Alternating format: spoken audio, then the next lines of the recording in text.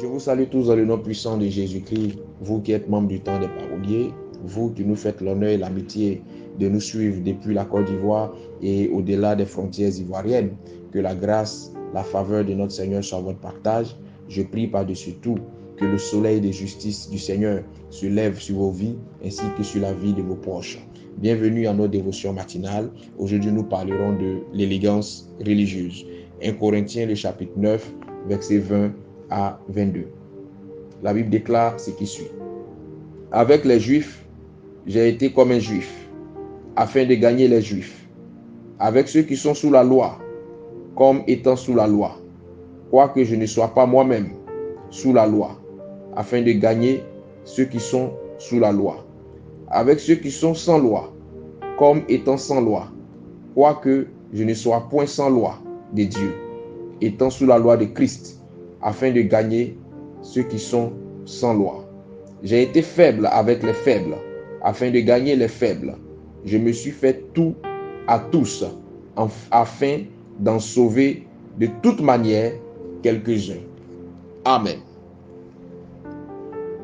J'aime particulièrement ce passage parce que il est rempli de sagesse. Il nous enseigne la diplomatie du caractère. Il nous enseigne une élégance de vie, mais il nous enseigne également une élégance religieuse. Vois-tu, l'homme ne peut vivre sans avoir une connexion avec la divinité.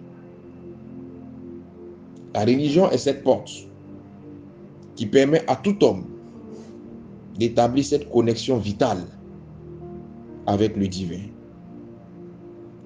Si Dieu t'a fait la grâce de pratiquer le christianisme, la religion par laquelle l'on rencontre le véritable Dieu, bénis le nom du Seigneur pour cette grâce.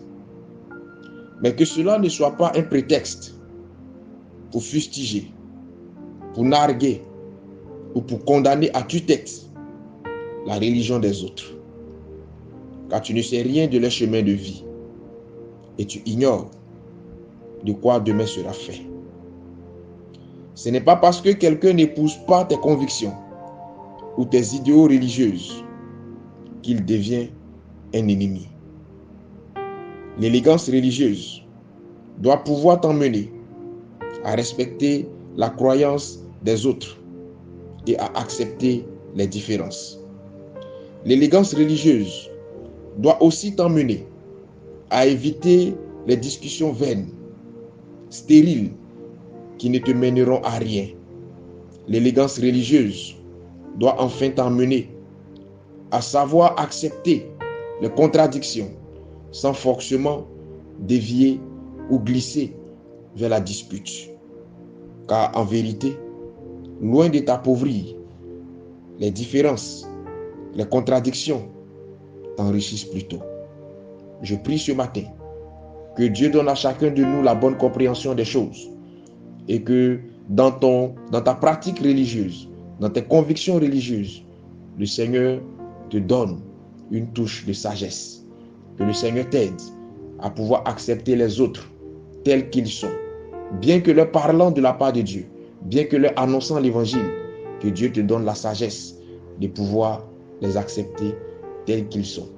Que le Seigneur bénisse ta journée et que sa grâce soit sur toi. Shalom chez toi.